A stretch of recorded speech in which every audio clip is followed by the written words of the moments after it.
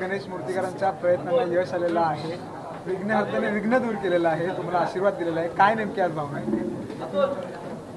सर्वात प्रथम तर या आमच्या सर्व मूर्तिकारांनी जी एकजूट दाखवली, आपला सण, प्रथा, परंपरा, पारंपरिक उत्सव, आपल्या गणेशाची वंदना, गणेश पूजन, गणेशोत्सव आणि हिंदुत्व टिकवण्यासाठी आणि रोजगार टिकवण्यासाठी एक कडा संघर्ष या सगळ्या आमच्या मंडळींनी केला.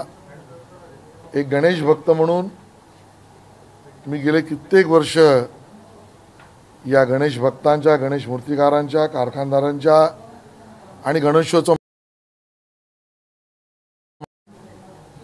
काम करण्याची मला संधी मिळाली आणि म्हणून या कायद्यात तशा प्रतिकूल वाटणाऱ्या परिस्थितीत कायदेशीर मार्ग काढून आज CPCB central pollution control board याच्या रिपोर्टवर आणि त्याआधी राज्य सरकारचा जो report Rajiv Gandhi science and technological commission माननीय अध्यक्ष काकोडकर साहेबांच्या नेतृत्वाखाली जो आम्ही आणला, या सगळ्याचा परिणाम आज POPच्या मूर्त्या बनवण्यावर बंदी आता नाही, POPच्या मूर्त्या डिस्प्ले करण्यावर बंदी आता नाही, POPच्या गणेश मूर्त्या विकण्यावर आता बंदी नाही, POPच्या गणेश मूर्त्या विसर्जनावर बंदी नाही.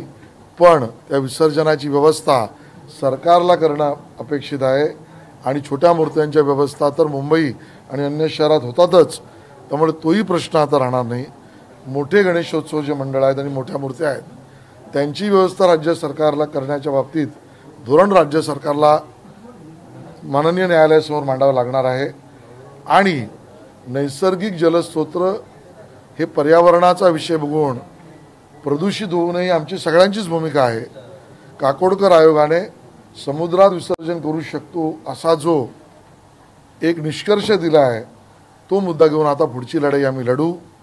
आणि जर त्या आयोगाच्या म्हणण्यानुसार राज्य सरकारकडे विनंती करून आवश्यकता वाटली तर CPCBकडे जाऊन, आवश्यकता असेल तर न्यायालयाकडे जाऊन मोठ्या गणेशोत्सवांचा मार्ग गेल्या वेळेलाही देवेंद्रजींच्या सरकारमध्ये ज्या वेळेला बंदीचा प्रयत्न झाला त्यात आम्ही काढला, आजही तो मार्ग त्याही बाबतीत काढू.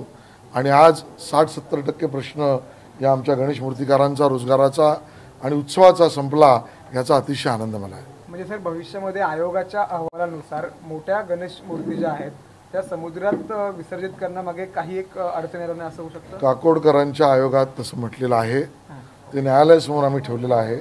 CPCBने त्याच्यावर आपलं मत मांडताना आमच्या आणि आयोगाच्या भूमिकांचा विचार केलेला आहे. न्यायालयाने आता राज्य सरकारला याच्यावर तुमचं म्हणणं काय ते मांडा असा अजून एक स्कोप दिलेला आहे, त्याचा उपयोग आम्ही करू. म्हणजे नक्कीच भविष्यामध्ये देखील या अडचणी दूर होतील. आज न्यायालयाच्या वतीने न्यायालय काय करेल हे मी मांडणं योग्य नाही, मी काय करेन हे मी मांडलेलं आहे. Thank you sir. Thank you. Ganpati Bappa